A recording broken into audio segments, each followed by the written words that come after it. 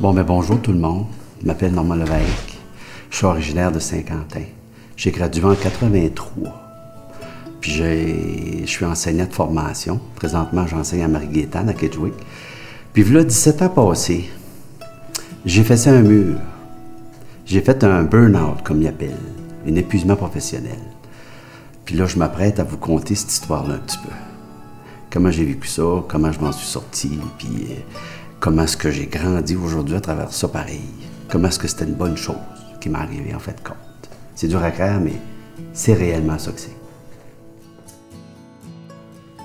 D'abord, bonjour. Mon nom est Christian Lamarche. Je suis enseignant d'éducation physique et directeur adjoint à l'école Éco-Jeunesse. Et j'ai une personne très chère qui s'est enlevée la vie par une belle journée ensoleillée du 17 septembre 2004. Donc, cette personne-là, c'était à la fois une personne qui était mon meilleur ami et mon père. Donc, cette journée-là, je peux vous dire que la terre venait de s'écrouler sous mes pieds et sous les pieds de ma mère, de ma sœur, de mes amis, ainsi que des parents qui étaient proches de nous et de mon père. Bonjour, mon nom c'est André Turcotte. Je suis papa de 2 filles. Puis je suis contremaître, je suis au Savoie depuis 22 ans. J'ai perdu mon père du suicide il y a 25 ans passés. Depuis quelques années, nous ciblons particulièrement la clientèle masculine de par nos activités de promotion de la vie. Cependant, le taux de suicide demeure quand même élevé chez l'homme. Nous nous sommes donc permis de rencontrer des hommes inspirants et résilients qui ont bien voulu nous parler en toute franchise de leur vécu et de ce qui peut être fait pour inciter les hommes en détresse à aller chercher l'aide nécessaire pour pouvoir mettre des mots sur leurs ressentis. Moi, je pense que le mythe qu'un homme ne doit pas pleurer, ça a bien changé. On n'est plus dans l'ère de nos grands-parents, puis nos parents, comme dans mon cas, moi aussi, mon père, c'était un tough, c'était un dur. Je pense que je l'ai peut-être vu pleurer peut-être dans le gros max 3-4 fois avant qu'il devienne assez âgé. Là. Parce que pour lui, dans sa tête, un homme, un vrai mâle, ça devrait pas pleurer. Mais moi, j'ai eu la chance d'avoir mes frères. Puis mes frères, eux autres, ils ont une facilité assez de pleurer. Parce que je suis le bébé d'une famille de 15 enfants. Puis c'est pas vrai que mes frères, s'ils ont envie de pleurer, ils pleurent pas. Puis moi, si je m'en vais à une place, puis que je trouve ça triste, si ça fait de la peine à quelqu'un de moi à pleurer, ben c'est de valeur pour lui parce que moi, j'ai pas de misère avec ça pleurer. Puis quand j'ai le moton, ça sort. Il a donné vie un matin.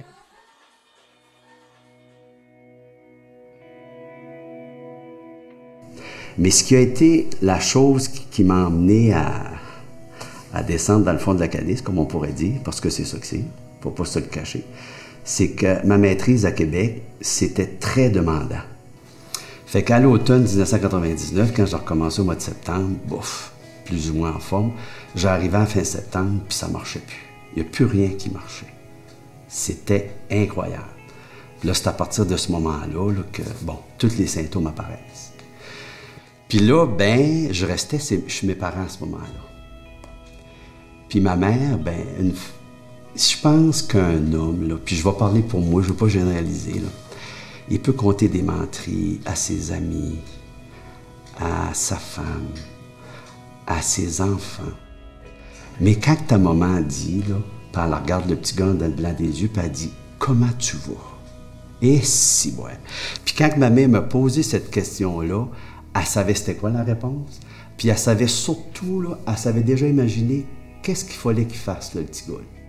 Quand j'étais voir le médecin à l'hôpital, les symptômes étaient là. J'aimerais quand même parler des symptômes parce que c'est important de parler des symptômes.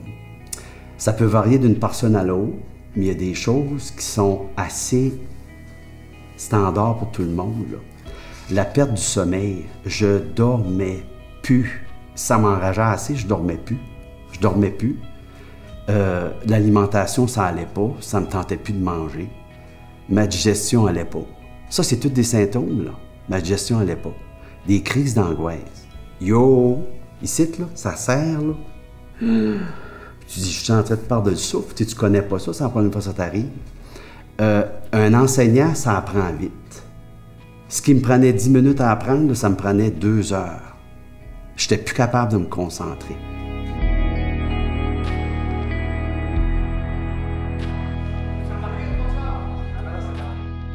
Bonjour. En tant que pompier volontaire, il nous arrive parfois de faire face à des situations difficiles, auxquelles nous devons intervenir soit avec des blessés graves ou même des décès. Il n'est pas toujours facile de parler de ces situations qu'on a vécues, mais la meilleure façon de réussir à garder une vie normale est justement d'en parler. Si jamais quelque chose vous tourmente, parlez. Je sais que ça peut être très difficile, mais si les gens sont au courant de votre situation, dites-vous qu'au lieu de vous juger, ils vous comprendront. Et si d'autres personnes les questionnent sur vous, ils pourront vous expliquer votre situation. Il n'y a pas de honte à avoir de problèmes de santé mentale et dites-vous bien qu'il va toujours y avoir quelqu'un qui va s'inquiéter de vous et qui vous aime. On entend souvent dire qu'un homme se doit d'être fort et droit face aux épreuves de la vie et qu'il ne doit pas se laisser abattre. Mais qu'advient-il quand cette force, cette armure ne suffisent plus? La pilule va refaire la chimie du cerveau, la fameuse sérotonine là, qui fonctionne plus. Là, elle se rétablit avec ça. Puis là, il dit, ça, c'est une chose, la thérapie médicale, mais il y a une thérapie physique que vous pouvez faire. Moi, je m'en rappelle, tous les avant-midi, j'allais travailler dans le bois avec mon frère, puis je disais, le bois à fendre, tu me le laisses. Donc, tous les avant-midi, je fendais du bois, je me vidais physiquement, je transpirais. Je revenais chez nous, il était 11 h, je me lavais, à midi, je mangeais, à 1 h, je faisais un roupillon. Puis à 2 h, ma petite nièce arrivait de l'école, puis je faisais ses devoirs avec elle. Donc, je m'étais établi une routine dans ma journée. Quand tu files dans cet état-là, puis tu as un enfant qui rentre dans ton monde, là, yo, ça fait du bien. Ça fait un terrible de bien. Donc, elle arrivait dans mon cercle, j'y aidais à faire ses devoirs, mais elle me faisait du bien en tabarouette, cette petite face-là. Juste le fait d'avoir une routine occupe tes pensées. Puis pendant que tes pensées sont occupées, tu n'as pas des idées noires, tu n'as pas des idées suicidaires, tu comprends-tu? Ils sont toujours là, tes pensées noires, puis je ne serai jamais capable. Mais le fait d'avoir une routine dans ta journée, ça amène à occuper, à programmer ta pensée, je ne sais pas comment dire ça. C'est un côté rassurant. C'est ça, ça te rassure, puis encore plus quand c'est physique, fait que ça t'emmène à avoir des belles nuits de sommeil, puis tu rétablis tout ça, puis c'est comme ça que c'est. Moi, je trouve que c'est 4 choses que j'ai alignées, le médicament, le physique, le social, puis le social est très simple, là. C'est très, très simple, puis t'es gêné de sortir de la maison, qu'est-ce qu'ils vont penser de moi, puis...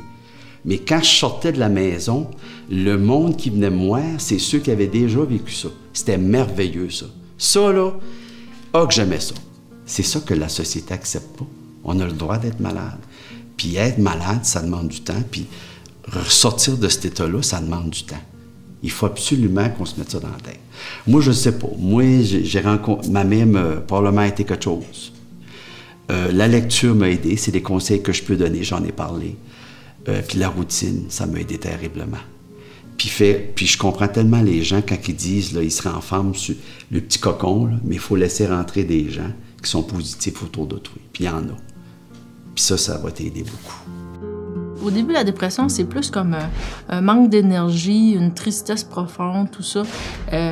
Puis la personne essaie toujours de trouver un moyen pour se remonter, revenir à la normale. Mais à chaque fois, on dirait que ça marche pas. Puis plus ça avance dans le temps, plus tu te décourages, puis moins tu fais d'efforts. Puis là, ça amène à penser au suicide. Fait que quand tous les efforts que tu as faits pour essayer de revenir à la normale n'a pas fonctionné, ben là, ça vient que c'est décourageant. Puis là, la pensée suicidaire est de plus en plus présente. Puis là, ça devient plus une pensée, ça devient comment je vais le faire, comment je vais me préparer ça. Puis, fait que ce bout-là est très, très, très dangereux. Puis il y a comme une période, là, je dis tout le temps ça à mes patients, il y a comme une période de 20 minutes que tu es comme sur un pilote automatique, que tu raisonnes plus normal. La seule option, c'est, garde, faut que je me suicide, il n'y a pas d'autre meilleure solution. Fait que je dis toujours à mes patients, je dis, si tu trouves-tu profond, rappelle-toi juste une chose, rends-toi direct à l'urgence ou donne un coup de téléphone au bureau ou débarque au bureau. Il faut que tu consultes rapidement parce que c'est dangereux. En fait, quand la dépression, là, c'est pas juste c'est entre les deux oreilles, oui, mais c'est chimique. Il y a vraiment un déséquilibre genre hormonal qui fait que ça se présente. C'est pas toujours un élément déclencheur, c'est pas toujours un deuil d'une personne, une perte d'emploi. Des fois, c'est plus une accumulation des choses qui t'amènent à la dépression. Puis ça, tu vois ça comme un processus. C'est petit, puis là, ça devient gros, puis tu vois ça tellement gros que il n'y en a plus de porte de sortie, là, que toi, dans ton monde, puis tu viens tellement comme dans une bulle, fait que tu n'as plus de porte de sortie. Puis c'est là qu'il faut faut consulter avant, parce que quand tu es rendu là, tu sais, ça se traite, mais le processus est un peu plus long. Fait que plus tôt tu consultes, plus tôt qu'on identifie la dépression, bien, plus tôt il y a plus de chances de récupérer à long terme.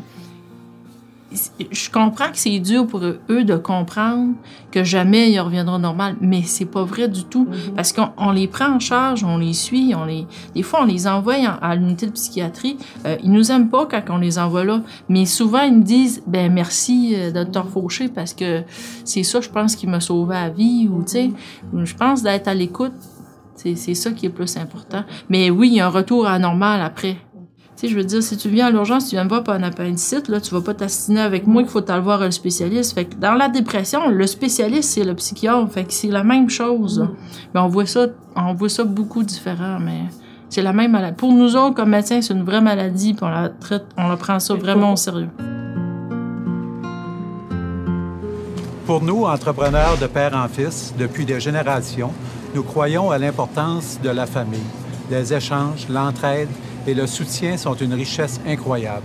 Cette force nous a permis d'affronter les beaux moments comme les moins beaux moments. On ne devrait jamais sous-estimer le pouvoir d'une famille unie. Alors, n'hésite pas à parler de ce qui ne va pas avec un membre de la famille et même un ami, car on dit souvent qu'un ami est la famille que l'on choisit. Le temps de qualité passé ensemble sera vous redonner espoir et confiance en l'avenir. En 13 ans, c'est la première fois que je vais m'ouvrir ouvertement à ce sujet-là, parce que, comme on le sait, c'est un sujet qui est tabou chez les hommes. Puis, même si je l'ai vécu, j'ai vécu tout le processus, c'est quand même quelque chose qu'on garde en dedans, puis c'est difficile d'en parler ouvertement. C'est sûr que c'était une belle journée ensoleillée, cette journée-là. J'ai été travailler à l'école. Puis, le directeur est venu me voir pour juste me remplacer pendant mes cours. Puis, par la suite de ça, j'ai appris la nouvelle. Évidemment, ça a été un onde de choc, là, de l'incompréhension beaucoup, parce qu'on se disait, ça se peut pas qu'un bonhomme comme ça ait commis ce geste-là. Fait que là, j'étais dans un tourbillon. Fait que là, j'ai été reconduit à l'hôpital, puis d'où les parents nous attendaient là. Puis là, c'est là que on peut dire que la machine s'est mise en route, là, que le deuil commençait, là. La perte d'un être cher est une période difficile, déstabilisante et marquante. Il faut cependant s'accrocher aux souvenirs de l'être aimé qui resteront toujours dans notre cœur, mais par-dessus tout, s'accrocher à la vie et à ces petits moments où l'on se surprend à sourire à nouveau. Bonjour, mon nom est Maurice Doucette, responsable des opérations pour Ambulance Nouveau-Brunswick. À mes côtés, Isabelle Thériault et Cécile Fortin. Nous sommes devenus travailleurs paramédicaux parce que nous voulons aider les gens. Nous pouvons aider à réparer un cœur qui bat mal et à arrêter un saignement. Mais nous savons que les choses les plus douloureuses ne sont pas toujours des blessures visibles. Si vous luttez pour survivre ou que vous songez au suicide, parlez-en, que ce soit avec un membre de famille, un ami ou une personne comme nous. Parlez-en. Nous trouverons un moyen de traverser ces moments difficiles. Au début, là, lorsque les gens m'abordaient, me disaient qu'ils ne connaissaient pas trop la situation, me disaient « Tu sais, ton père est décédé de quoi? » Puis là, je disais Je disais, ah non, il me pose la question. C'était comme, je le dis-tu, ou j'essayais de m'immiscer, dire ça autrement, parce que c'était un sujet qui est tabou chez les hommes. Mais c'est important d'être capable de dire, ben oui, c'est enlever la vie. Consciemment, je comprends maintenant que les personnes sont dans une détresse, puis qu'eux autres, ils voient juste ce geste-là comme une solution à leur douleur. Mais inconsciemment, on en veut à ces personnes-là. C'est sûr que j'ai eu des moments vraiment, on peut dire dépressifs, là, ou des moments qui ont venu plus sombres. Ça s'appelle ça comme post-traumatique. Là. Après ce qui est arrivé, on a une force au départ, mais après, on vient un peu plus... on est dans un état qui est plus sombre. Puis à ce moment-là, moi, j'ai dit non, c'est pas vrai que je vais faire la même chose. Je vais aller chercher de l'aide. Ça fait que j'ai eu vraiment de l'aide de professionnels. Puis qui aujourd'hui, ben, je suis content parce que ces personnes-là ont su me réaligner sur la route, puis faire une meilleure personne de moi, j'en suis persuadé. Les boys, c'est tout important, lâchez pas. 1, 2, 3, Tiens! Les boys, n'importe quand, on n'hésite pas à aller chercher de l'aide. Ça va être à 3 castors. 1, 2, 3, castors! Wouh!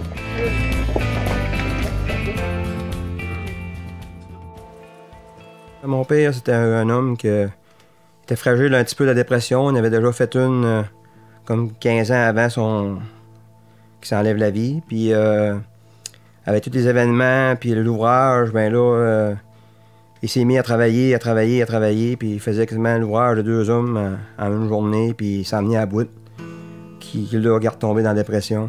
Puis il était vraiment au bout du rouleau, là, il en pouvait quasiment plus, là, ça fait que... Il a été à l'hôpital, se fait soigner, puis il a été là longtemps, puis il s'est fait suivre, puis je pense que il aurait jamais pu se remettre de cette dépression-là, puis je pense qu'il ne se voyait pas guérir de ça. Ça fait que ça a fini qu'il s'est enlevé la vie. Oui, la fin de semaine que c'est arrivé, j'étais dans une descente de canot, puis tout ça, fait que peut-être qu'il savait que j'étais loin de pouvoir le trouver ou quelque chose du genre, je sais pas, on n'est pas dans la tête de ce monde-là, puis peut-être ça faisait longtemps qu'il y pensait aussi, moi je sais pas. Ça fait quand on est arrivé à la descente de canot, il y avait du monde qui m'attendait, puis je me doutais parce que je savais qu'elle allait pas bien. Fait quand j'ai vu certaines personnes qui étaient là à ma rencontre, j'avais un bon doute que c'était ce qui était arrivé. Là.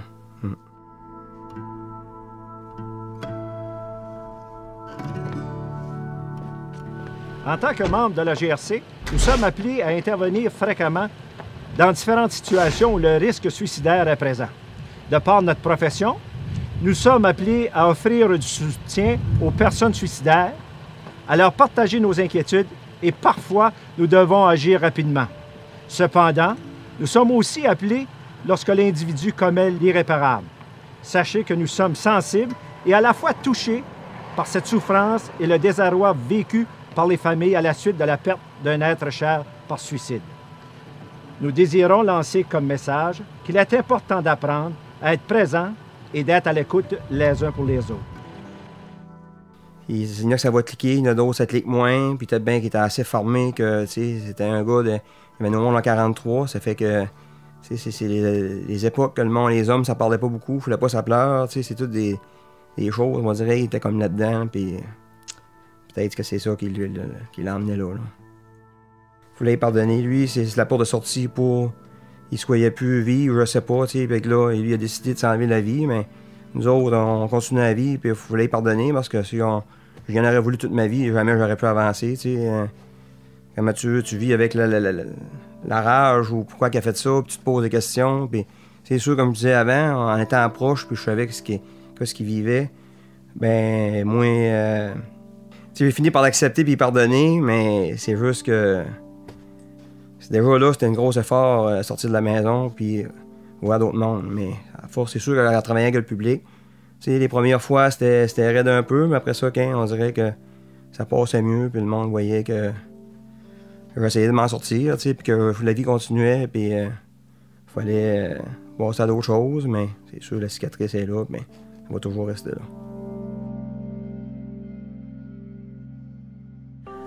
Bonjour, mon nom est Alain Bossé. Je suis président du groupe Savoie et chef des opérations. Aujourd'hui, je vais vous parler du suicide chez les hommes. Comme vous savez, le groupe Savoie, dans la région, on est un employeur très important. Et puis, malheureusement, on a eu à vivre des situations où, malheureusement, on a perdu des collègues de travail, des amis, des employés, dû au suicide.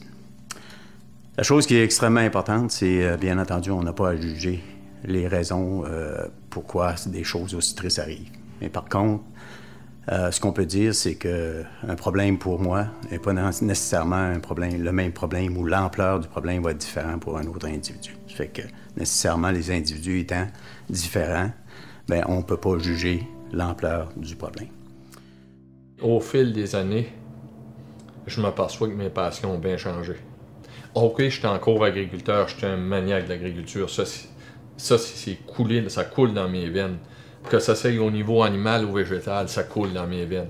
Ça, c'est une de mes très, très grandes passions. Mais au fil des années, j'ai développé d'autres choses. J'ai développé l'écoute humaine. J'ai développé un nouveau principe, ou un nouveau concept de vie, si tu veux. C'est de trouver du bon sur le monde.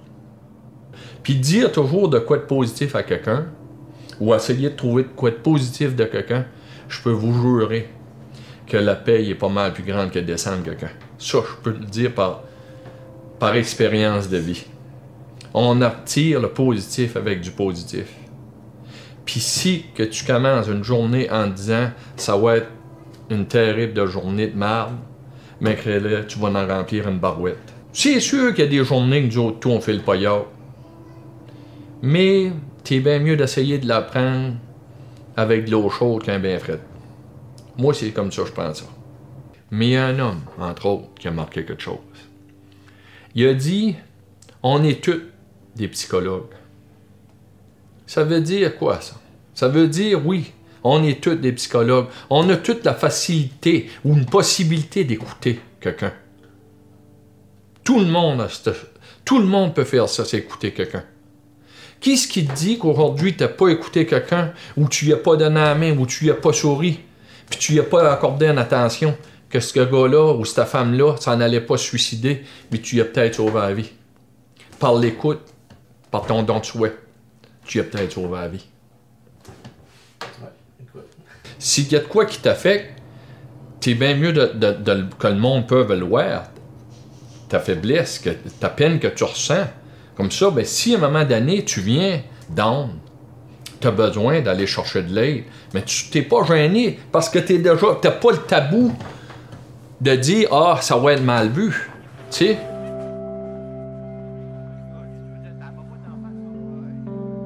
Regarde, il aime ça, il a les oreilles bien raides, regarde ça.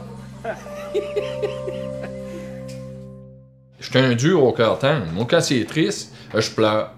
Puis ceux que c'est qui peuvent pas pleurer, c'est donc de valeur. Parce que si t'es pas capable de montrer ton sentiment de peine, comment tu vas faire pour aller chercher de l'aide si tu viens qu'en avoir besoin? Mais dans ma vie, j'ai eu un grand ami. Là, c'est un peu dur. Je l'ai perdu. Mais je repense toujours à lui. Tu sais, ça fait longtemps, mais des vrais amis, t'as pas ça à tous les coins de rue. Il s'est suicidé, ça va faire 20 ans.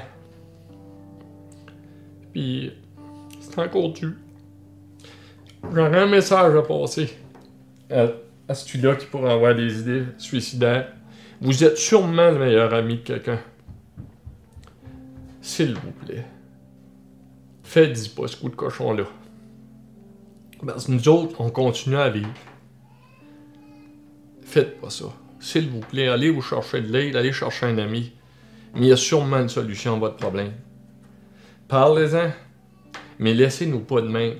Au fil des années, je n'ai perdu d'autres, des amis encore, avec le suicide. Puis dans notre petit coin de pays, on est terriblement touchés par ça. S'il vous plaît, c'est pas d'aller voir n'importe qui. Allez voir n'importe qui si vous voulez. Mais restez pas ça avec vous autres. Essayez de vous extérioriser, s'il vous plaît. Parce que le vide que vous vous faisiez quand vous êtes parti est pas mal pire que vous pensez. c'est pas la solution. Par contre, on a eu des histoires malheureuses, mais on a aussi eu des histoires très heureuses. Puis à cet effet-là, je vous raconte une petite histoire, puis ça n'a pas arrivé simplement une fois, mais à quelques reprises.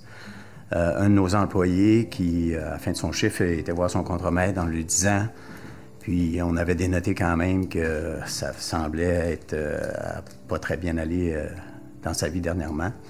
Puis mentionné au contremaître, écoute, tu ne me reverras plus.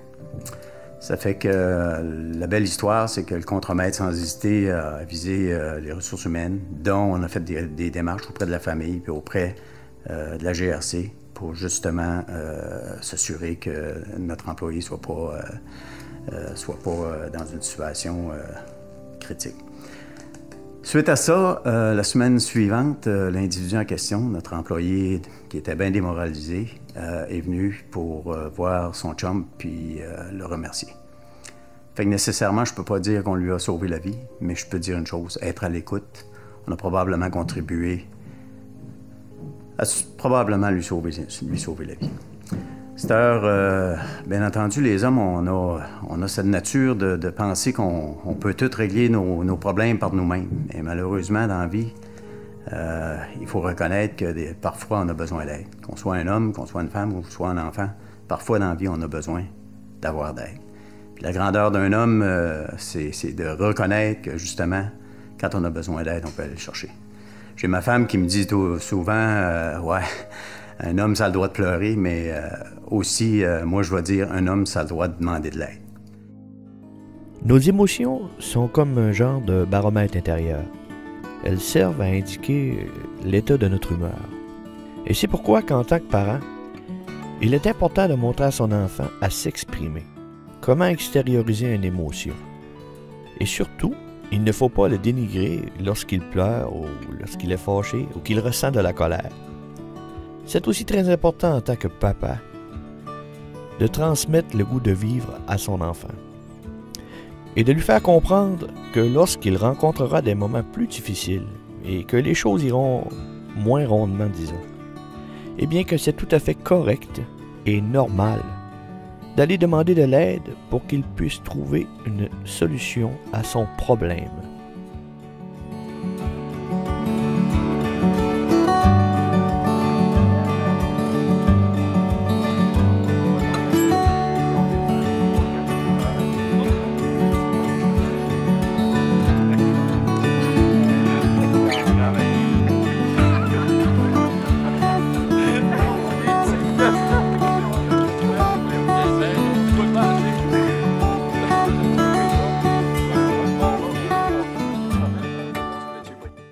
Moi, la manière que j'ai passé au travers, c'est que je m'entouré de bonnes personnes que je pouvais bien m'entendre avec eux autres, puis je pouvais en parler avec eux autres aussi.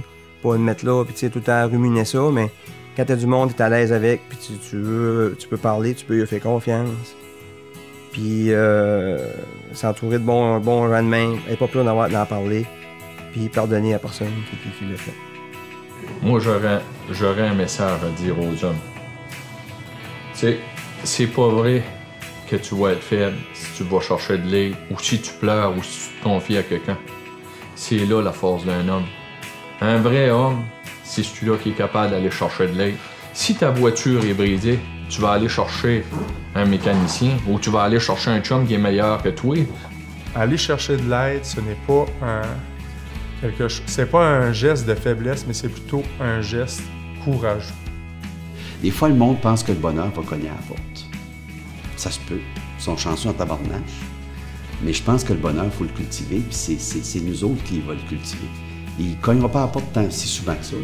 Tu risques d'être déçu si tu as fait cogner à ta porte. Moi, je pense bien qu'il faut le cultiver. Si mon témoignage peut faire en sorte qu'il y a une personne que ça peut avoir touché, mais on sait que si je touche une personne qui ne fera pas ce geste-là, mais je vais en toucher peut-être 50 autour de lui.